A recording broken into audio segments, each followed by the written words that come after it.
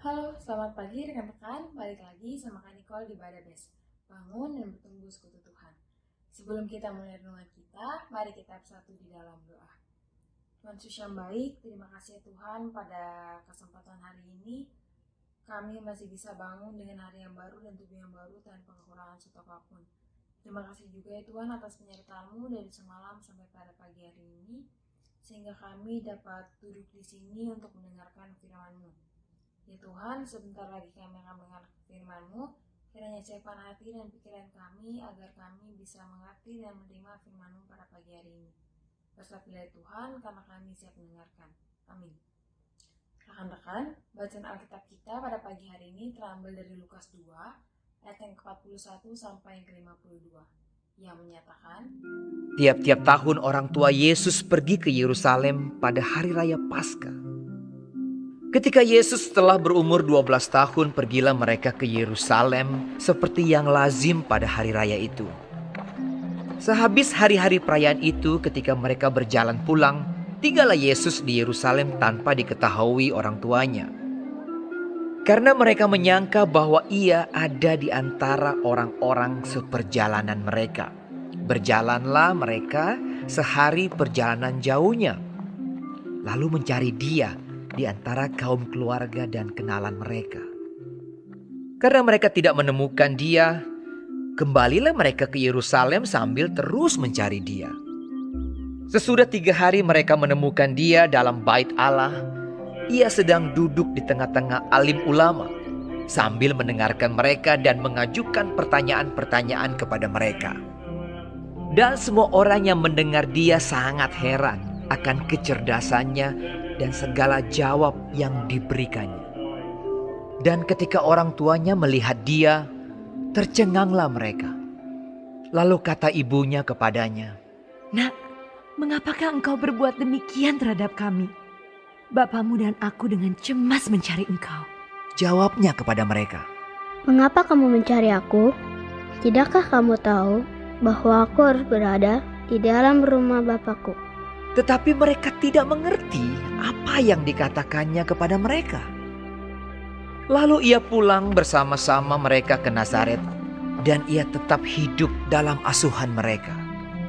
Dan ibunya menyimpan semua perkara itu di dalam hatinya.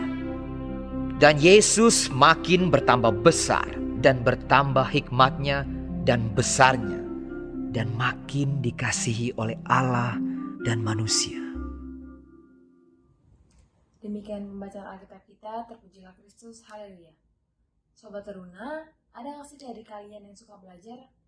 Nah, gimana sih cara belajar kalian? Ada yang bilang kalau belajar itu menyenangkan, tapi ada yang bilang juga kalau belajar itu ngebosenin. Nah, sebenarnya belajar itu tergantung dari pola pikir kita.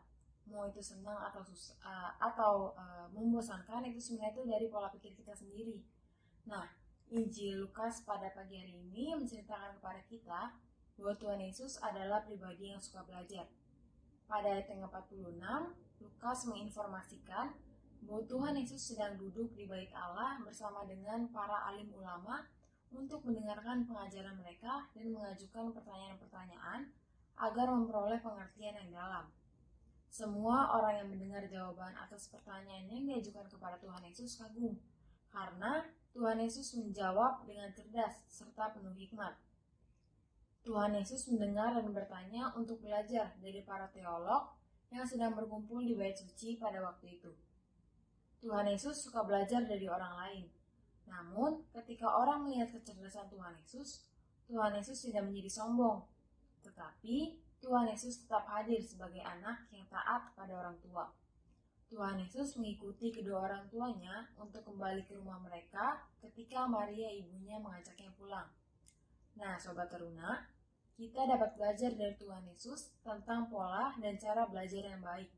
Melihat belajar sebagai sarana untuk mengembangkan diri dan menambah wawasan, membuat kita menjadi pribadi yang rendah hati. Melalui belajar, kita juga berlatih untuk mendengarkan pendapat orang lain ketika kita berdiskusi tanpa harus memotong penjelasannya. Belajar juga memberikan kepada kita peluang untuk menambah pengetahuan kita dari pengetahuan orang lain berdasarkan pengalaman dan ilmu yang sudah mereka miliki. Belajar bukan hanya membuat kita pandai dalam ilmu pengetahuan, namun juga cerdas secara emosional dan spiritualitas. Bila dalam proses belajar kita tetap hidup taat pada firman Tuhan. Nah, rekan-rekan, ketaatan kepada firman Tuhan mewujudkan dalam ketaatan kita pada pendidikan atau patuh pada orang tua.